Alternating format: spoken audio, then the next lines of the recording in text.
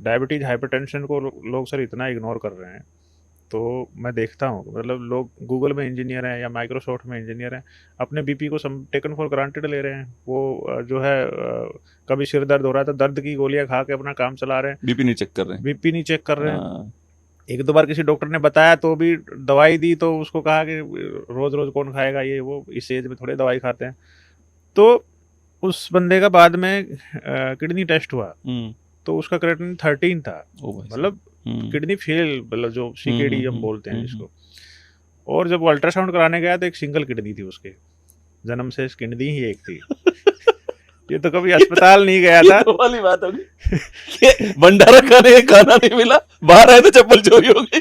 नहीं, ये भी हो जाता है। अगर वो कहीं बीच में कहीं अस्पताल में कहीं दाखिल हो रहा होता, कोई छोटी मोटी सर्जरी हुई होती, तो लोग कहते किडनी अस्पताल ने निकाल ली। वो तो कभी बेचारा गया नहीं था अस्पताल, तो कभी अल्ट्रासाउंड हुआ ही नहीं था। एक किडनी है उसपे, वो उस पे भी उसने अपने पेन किलर खा के उसकी वो पट्टा बिठा दे बेचारी को। तो अब सिंगल लड़का है और ये हालत में आ गया और किडनी ट्रांसप्लांट होगी। माँ बाप की किडनी, वो खुद बेचारे डायबिटीज हाइपरटेंशन वाले हैं, तब वो तो शुगर को लेके ऐसे ही हैं लोग। 12-13 HbA1c जो कि 5-6 होना चाहिए, 12-13 घूम रहा है। कभी दवाई लेते हैं कभी नहीं लेते हैं। लाइफस्टाइल के लिए आप कहो तो लाइफस्टाइल में वो एक मतलब उनको 10,000 स्टेप करने का हो तो 2 कदम ना चलें। तो ये जो जनरेशन है ये तो इस तरह से तो ये 60 में जाएगी ही नहीं। डॉक्टर साहब मेरे साथ मेरा भी हाइपरटेंशन की प्रॉब्लम थी। मेरा ब्लड प्रेशर 160-170 दिखा रहा था 1 साल पहले। मैंने डिसाइड किया कि मैं रोज सुबह धूप में बैठूंगा, 20 मिनट तक धूप में बैठूंगा, सूर्य नमस्कार कर लूंगा। उसके बाद मैं, मेरे घर में ही जिम है तो जिम कर लूंगा, और जिम करके फिर मैं उसके बाद मैं बाकी सारे काम करूंगा। अपने आप कंट्रोल हो गया। अपने आप नहीं हुआ, आपने इतना सब करा तो है सर। हाँ मतलब इसको तो मैंने एक और निर्णय लिया है, मेरे शरीर में बिना किसी काम के दवा नहीं जाएगी। चाहे वो सर दर्द है, मैं खुद हैंडल करूंगा उसको। 3 दिन चलेगा, मैं 3 दिन हैंडल करूंगा, पर दवा नहीं खाऊंगा मैं। ये निर्णय ले लिया मैंने, क्योंकि मुझे कहीं ना कहीं ये भरोसा हो गया है, अगर सर दर्द है तो कोई ऐसी चीज है जो बॉडी उसको फिक्स करे, इसलिए सर दर्द हो रहा होगा आपको। ऐसे हवा में सर दर्द नहीं हो रहा है आपको, क्योंकि बाकी मेरे टेस्ट ठीक आए हैं, तो मुझे नहीं लगता मुझे प्रॉब्लम होनी चाहिए उस तरह से। दवाइयाँ तो सर शॉर्टकट है, हम्म, ठीक है। जो कि जैसे बीपी की दवाई है या सिर दर्द की दवाई है, अगर आपको सिर दर्द हो रहा है, नींद नहीं आपकी ठीक से पूरी हो रही है, या आपको जो है कोई भी और XYZ है उसका रीजन, तो रीजन को आइडेंटिफाई करना है। ऐसे तो सिर दर्द नहीं हो रहा, अभी तो नहीं हो रहा आपको, नहीं। तो वो कोई ना कोई, जैसे जो आपने बताया बॉडी उसको कुछ ना कुछ उसमें है जिसकी वजह से वो चेंज हुआ है उसमें। तो जो लाइफस्टाइल चेंज जो हम बोलते हैं ना, जैसे आपने बताया कि मैंने इतना सब करा उसके बाद हो गया, तो ये सब हम भी बताते हैं। अच्छा, पहला ट्रीटमेंट तो मुझे उसमें लगा यही है। मैंने जितने डॉक्टरों से मिला वो बताते ही नहीं कुछ भी ऐसा। उनका एक बीमार नहीं पड़ेगा तो हमारा काम कैसे चलेगा? नहीं, ऐसा नहीं, काम बहुत है। अच्छा। काम बहुत है, और प्रिवेंटिव हेल्थ पे हमें फोकस करने की जरूरत है। मतलब इवन डॉक्टर्स को भी, कि अपने प्रिवेंटिव हेल्थ का उन्हें भी ध्यान रखना है। डॉक्टर्स की एज जो है, जो नेशनल एवरेज एज है, उससे कम है। अच्छा जी, हाँ जी। क्यों? वही स्ट्रेस है। अच्छा, खुद ही अपना ध्यान नहीं रख रहे हैं? नहीं रख पा रहे हैं। अच्छा, पता होना एक अलग बात है, हाँ। उसको फॉलो करना अलग बात है। हाँ। तो वो जो लाइफस्टाइल को मॉडिफिकेशन वाली जो बात है ना, कि भाई नमक कम खाना है, चिकनाई कम खानी है, समोसे कम खाने हैं, या इस तरह की जो चीजें हैं वो फॉलो करना, वो नहीं हो पा रहा है लोगों से। तो वो कहते हैं दवाई ले लेते हैं, और वो कोई दवाई भी नहीं लेता, ये भी नहीं छोड़ रहा है, तो फिर वो they land up in this crisis के भाई या तो स्ट्रोक होगा, कभी नस फटेगी दिमाग की, या हार्ट अटैक होगा, या किडनी फेल होगी। तो इसकी कॉम्प्लिकेशंस हैं, वो तो साइलेंट किलर हैं। एक हाइपरटेंशन और डायबिटीज ही बहुत लोग कहते हैं, मैं तो अर्जुन की छाल खा रहा हूँ जी, ये खा रहा हूँ। मैं तो यही कहता हूँ भाई, अर्जुन की छाल खाओ, तुम करण की खाओ, किसी की खाओ, उससे दिक्कत नहीं है। दिक्कत है कि आप ऑब्जर्व करो, उसको चेक करते रहो। आपका अर्जुन की छाल से ठीक हो रहा है, कोई दिक्कत नहीं है।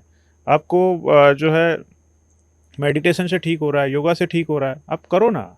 आप अपना लाइफस्टाइल चेंज कर सकते हो। अब कोई यहाँ से जो है नोएडा से दिल्ली गुड़गांव जा रहा है ट्रैफिक में, तो रोज बेचारा इतना तो 2 घंटा तो गालियां देते निकलेगा उसका, तो उसका बीपी नहीं बढ़ेगा तो किसका बढ़ेगा? तो वो आना जाना रोज वो अपने 4-5 घंटे इसी में वेस्ट कर रहा है। अगर उसे कोई इधर जॉब मिल जाए तो आधा बीपी उसका वैसे ठीक हो जाएगा। एक जोक बड़ा अच्छा था कि एक बच्ची होती है जो अपनी दादी को बोलती है कि दादी रात को भूत परेशान कर रहे हैं मुझको। तो उसकी दादी बोलती है कि बेटा कौन से भूत तुझे परेशान करें, मुझे मारते पीटते हैं? नहीं, वो बहुत प्यार करते हैं, रोज रात को आते हैं, मुझे बहुत प्यार करते हैं। तो बोलती पगली तेरे माँ बाप हैं जो नोएडा में रहते हैं, गुड़गांव में जॉब करते हैं।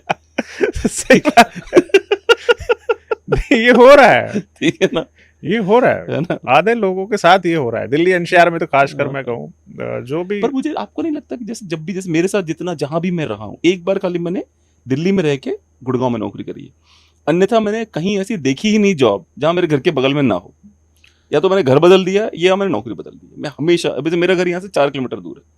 वही तो मैं, बात खत्म। वही जो मैं बताया ना कि जी। मजबूरियों के हाथ बिक गई मेरे जज्बात वाली बात है। कौन अपने बच्चों के पास नहीं पहुंचना चाहता कि हाँ हाँ भाई, हाँ बट हाँ। वो समहाउ उन्हें नहीं मिल पा रही होगी, वैसी अपॉर्चुनिटी नहीं मिल पा रही होगी, कुछ ना कुछ तो कारण रहा होगा, नहीं तो रोज बेचारा कोई 4 घंटे ऐसा करता क्या चाहिए जीवन में जो नहीं मिल पा रहा है? यही मैं कई बार सोचना चाहता हूँ 2 लाख रुपए 1 ही लाख ले ले भाई, कम से कम कुछ तो रहे। यही तो स्पिरिचुअलिटी की कमी है लोगों में, यही तो हाँ, ये लोग दैट्स अ गुड मार खा रहे पॉइंट। हैं। यहाँ ही जो भूख है वो वही शांत ही तो नहीं हो पा रही है, उस वही कष्ट का कारण है। ठीक है। और जो अंतिम सवाल मेरा ये है आपसे, जो मैंने कहा था वो नहीं पूछूंगा आपसे, कुछ और सवाल पूछता हूँ मैं जी जी आपसे। जी। अंतिम सवाल मेरा ये है आपसे कि भाई, अगर आप होलिस्टिक अप्रोच लेने को बोले वृद्ध लोगों को कि भाई आप ये 2-3 चीजें करना शुरू करिए, ऑलरेडी आपके लाइफ में चेंजेस आने चालू हो जाएंगे, वो क्या होंगे? होलिस्टिक मैं अगर शुरू करूँ उसे 40+ से ही मैं शुरू करूँ जी। कि 40+ में आप अपने लाइफस्टाइल को ठीक करो। स्ट्रेस जो हमने बात करी कि बच्चों की स्ट्रेस और उनकी स्ट्रेस को जो है वो कब, वो 40 to 60 वाला जो मैंने बताया फेज, जिसमें बच्चों को लेके भी स्ट्रेस है, पेरेंट्स को लेके भी स्ट्रेस है। अभी पीछे मैंने एक चिट्ठी लिखी थी मोदी जी को अच्छा, कि चॉकलेट जैसे डाली थी नहीं डाली चिट्ठी के साथ में? चॉकलेट वाला तो अभी आया उस यू समय नेवर नो। उस समय का नहीं पता था, उस हाँ, समय तो हाँ, हमने तो यही सुना था कि खिचड़ी खाते हैं वो हाँ। तो बेसिकली उस चिट्ठी में यही था, यही रिक्वेस्ट थी मेरी कि जैसे मैटरनिटी लीव होती है बच्चे की टेक केयर जी, करने जी, के जी, लिए, जी। आजकल पैटर्निटी लीव भी आ गया। बिल्कुल, जो पिता है उन्होंने कहा भाई हम भी तो केयर कर रहे हैं। मैंने कहा ऐसे ही आप एक पेरेंट केयर लीव का आप जो है एक वो रखिए। मैं एम्स में था तो देखता था लोगों को, पेरेंट्स को कैंसर हो गया, वो उसको लेके रोज आ रहे हैं जा रहे हैं, मतलब 6-6 महीने साल भर उनको इतनी छुट्टियां कौन देगा आपको, 2-2 3-3 महीने उनको डेट मिल रही है, फिर अगली डेट पे आ रहे हैं, फिर अगली डेट पे आ रहे हैं। तो और इवन प्राइवेट में भी अगर आप कराओगे तो टाइम कंज्यूमिंग है ये चीज़ें ना, जो क्रोनिक स्ट्रोक हो गया उसको रिहैब में आपको 2-3 महीने लगते हैं। तो मैंने यही रिक्वेस्ट की थी कि अगर जो पेरेंट्स की कोई केयर करना चाहता है तो उनके लिए एक पेरेंट केयर लीव का एक कंसेप्ट होना कम चाहिए। से कम अगर कैंसर हो तो जरूर मिल जाए। कैंसर है, डिमेंशिया है, स्ट्रोक है, जो एक सर्टिफाइड जो है लोग, वही जो हमारे देश में एक ये यार इसका कोई मिसयूज ना कर ले। मैं मिसयूज तो हर चीज़ का है, तो वो आप ड्यू बिल्कुल। डिलिजेंस उसकी करिए कि भाई उसकी पूरी उसका सर्टिफिकेट होता है, वो सब चीज़ें होती हैं। बहुत लोगों को ये रहता है कि यार ये पेरेंट केयर लीव ले लेंगे और उस पर जाके ऐश करेंगे, मतलब कहीं घूमने जाएंगे, पेरेंट्स की तो करेंगे नहीं। तो बट वो मानी गई है, मोदी जी ने उसका संज्ञान लिया है, क्या बात है, बहुत मिनिस्ट्री ऑफ सोशल जस्टिस, और उन्होंने हम्म, उसको अभी सेंट्रल गवर्नमेंट में उनमें कर दिया है। अच्छा बहुत सी एमएनसीज हैं उनमें पहले से है, अच्छा। जैसे यूएस वगैरह से जो लोग आते हैं उनका मैं देखता हूँ, उनके सर्टिफिकेट्स भी कई बार हम उन्हें देते हैं कि भाई इनके पेरेंट्स को ज़रूरत है, they need a care giver को, उनको देते हैं वो कि भाई आप पेरेंट केयर लीव और आप यूएस में तो इतना महंगा है कि बस वैसे ही आपको रखना पड़ेगा। जैसे हमारा एक प्रोसेस है कॉल सेंटर में, वो केयर गिवर्स को सप्लाई करते हैं, हमें पता ना क्या रेट है उनके। वो भी है, बट ये वो यहाँ पे हाँ, मतलब कि भाई अपने हाँ, पेरेंट्स के पास हाँ, मुझे रहना है तो they want to spend some time, तो वो जी जी जी। उसमें अलाउ करते हो। तो ये चीज़ अभी हमारे देश में भी आगे इसकी जरूरत पड़ेगी। अब जो कोई जॉब में है उसकी तो बेचारी नौकरी छूट जाती है, ऐसे बिल्कुल। बहुत लोग आते थे मेरे पास कि सर नौकरी छूट गई, तो क्या करेंगे, वो एक अलग से और बर्डन हो गया उस पर। तो ये एक चीज़ है। और दूसरा जो प्रिवेंटिव हेल्थ का मैंने कहा कि बहुत से कैंसर हैं जो प्रिवेंटेबल हैं, या जैसे अर्ली डायग्नोसिस जिनका आप कर सकते हो, ब्रेस्ट कैंसर का जी। और जैसे मैं एक बता भी रहा था आपको, शायद बीच में रह गई बात को, जो 84 ईयर की लेडी जी थी, जी जी जी। तो उनको जब मैंने देखा, उनसे बातचीत की, तो वो आए थे, उन्होंने यही कहा था कि भाई डॉक्टर साहब एक बार बात कर लो, न्यूरोलॉजिस्ट उन सबको हम दिखा चुके हैं, बट समहाउ ना मतलब ये सेटिस्फाइड नहीं है।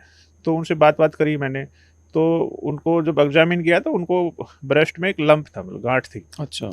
मैंने कहा जी माता जी ये क्या है, बोले ये तो ना मतलब कभी मेज का कोना लग गया था उससे बन गई थी, काफ़ी टाइम हो गया।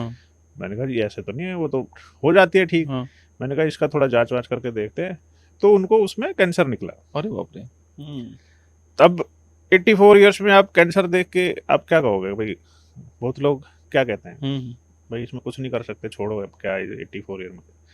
बट हमारा जो मैं बोलूँ कि मेरे हिसाब से तो 24 साल की थी, बिल्कुल बिल्कुल। हमारा तो 60 साल से ही शुरू मानते हैं हम। हम्म। तो वो जो जेनेटिक्स का आपने पूछा ना कि भाई जेनेटिक्स की क्या इसमें नीड है, या तो विजन है ना उसका फर्क आ जाता है।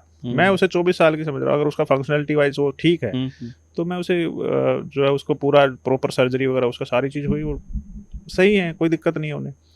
तो एज सिर्फ एक उसमें एक नंबर है, उसकी और सब जो चीज़ें हैं फंक्शनलिटी जो है ना वो सबसे ज़्यादा इंपॉर्टेंट है। मेरे पिताजी के साथ हुआ था ये, बहुत बड़े डॉक्टर हैं, बहुत बड़ा अस्पताल है, कैंसर था उनको 4th स्टेज। क्या करेंगे आप, वैसे भी 80 के हो गए हैं, और ये ही वाज 81।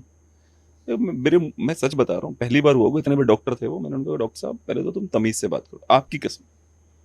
मैंने कहा तुम्हारे लिए 82 के, मेरा बाप है ये, ठीक है, तुम अपने फीस लो, पैसा लगाओ, तुम्हें जो चाहिए बोलो। कह रहे आपको तो इंश्योरेंस भी नहीं। मैंने कहा तुम मुझे देख, मैं क्या लग रहा हूँ, गरीब लग रहा हूँ, तुम्हें अफोर्ड नहीं कर सकता इनका इलाज। कह रहे भाई साहब 1-1.5 करोड़ लगते। मैंने कहा अजीब आदमी हो यार तुम, आप समझ रहे हो ना, वो हो सकता है डॉक्टर केयर के लिए ही बोल रहा था मुझे, पर मुझे उस पर गुस्सा आ गया कि मतलब क्या बदतमीजी भाई, ये तुम कैसे ट्रीट कर रहे हो तुम पेशेंट को, और पिताजी के सामने ही बोले जा रहे हो ये बातें तुम। हाँ, तो वही जो एक्सेप्टेंस की हम जो बात हाँ? कर रहे हैं ना कि भैया, तो उसी तरह से जैसे प्रोस्टेट कैंसर है, जी वो आप 40+ में उसका एक टेस्ट होता है, सिंपल सा PSA टेस्ट होता है, ब्लड जी से ही हो जाता है। जी। अगर वो रेज आता है, बढ़ के आता है, तो फिर आगे फर्दर तो उसको जो है ना, जब बहुत ज़्यादा नहीं बढ़ा है तभी आप उसे पकड़ सकते हो। किसी की फैमिली हिस्ट्री है कोलोन कैंसर वगैरह की या इस तरह की, तो उनको आप पकड़ सकते हो।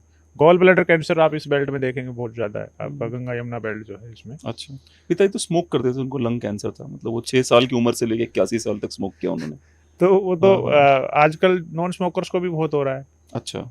तो जो सिम्टम्स हैं कुछ आते हैं, बहुत से लोगों में सिम्टम्स कुछ भी नहीं आते हैं, वो जब फैल जाता है तभी आते हैं। तो मैंने तो ऐसा ऐसा भी देखा है कई बार, बहुत गरीब आदमी है, उसको सिम्टम आ गया और उसका इलाज हो गया। और कोई बहुत अमीर आदमी है, उसको बेचारे को सिम्टम नहीं आया, अंदर ही अंदर जो है वो इतना फैल गया कि वो लास्ट स्टेज पे आ गया। तो वही जो मैं बताया कि स्पिरिचुअलिटी वाली जो बात हम घुमा के ले आते हैं कि भाई कहीं ना कहीं हमें एक्सेप्ट करना पड़ता है चीज़ों का कि भाई। ठीक है डॉक्टर साहब, इसी पे हम खत्म करते हैं। It was wonderful talking to you. Thank thank you you sir. So much for coming to our show.